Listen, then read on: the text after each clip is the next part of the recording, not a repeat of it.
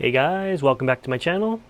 In today's video, we are going to be talking about one of my favorite little orchids, Dendrobium cuthbertsonii. So I've grown this guy for a few years, and it does really well for me in my cool growing greenhouse. Now, this is definitely one of the, I think it's one of the more coveted dendrobiums. Everybody loves the bright red flowers on it, and these flowers can last up to 6 months each. So this year, I'm up to 3 flowers on it. I had 1 flower for the first couple years. Well, for the first couple years it didn't flower. Then I had 1, then I had 2, and now I have 3, and tons of new growth going on it. So yeah, I'm really happy with it here. But I just wanted to put it down on the other side there and maybe give you guys some care tips on it, and so you guys know how to grow it at home too.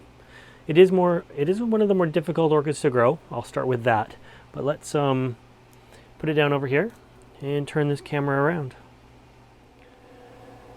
Alright, so let's try to zoom in here. So as you can see, I have quite a few of them growing now, and again, that's just because I really like these plants. They're fun to grow, but there is a kick to these guys, a twist, that they like high humidity and they like cool temperatures. So this time of year, it's November, mid-November. It's pretty cool outside, and there's no problem growing them in the greenhouse just as it is. The day temperatures in the greenhouse only reach about 25 Celsius, which is like 75 Fahrenheit, compared to the summertime when they can reach upwards of about 30. So the other thing these guys like is high humidity and a drop in temperature at night. So I'm growing these right now in my ultra highland chamber. They get a consistent 365 days a year drop down to about 6 Celsius at night. Now I'm not saying that's how it has to be done, but I try to grow them the best to my ability, and getting their temperatures down as low as possible is going to be your number one thing to growing these orchids. Number 2 is going to be humidity.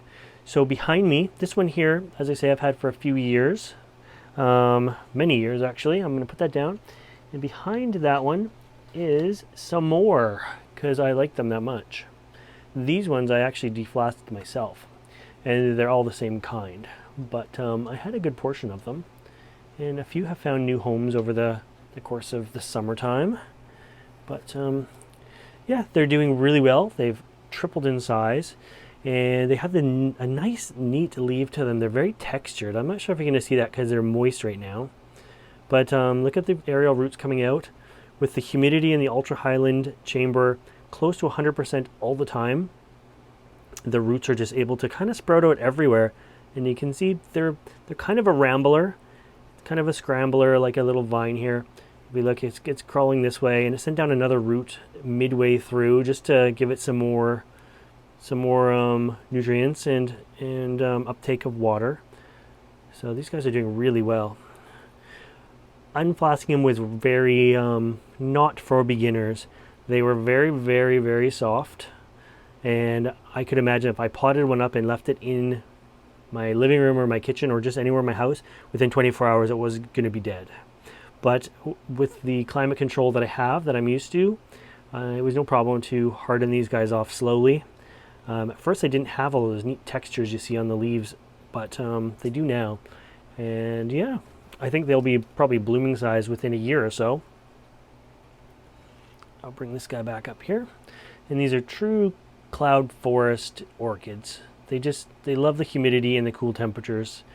The nice thing about the highland chamber, being it has a high humidity, they don't take tons of watering. They're an even wet most of the time. And I even let them go almost to the point where the media is just damp, but I never let them dry out completely. As for lighting, they're a shade-loving plant. I have got about 20 watts of LED light above them, and that does the whole chamber. So they're not, you know, if you picture a really dense, cloudy, foggy, mossy forest, these guys are just hanging from the trees, basically dripping with dew. So they like the high humidity, they like the moisture, but I definitely don't recommend growing them soggy or anything like that. As for media, it is mostly sphagnum moss. You can see some chunks of bark in this one here, but you can even see the humidity is so high, the bark itself is growing other species of moss right on it. I'm forgetting about to see that. And we have a little like ecosystem in the pots. Eventually the entire pot turns into a little ecosystem.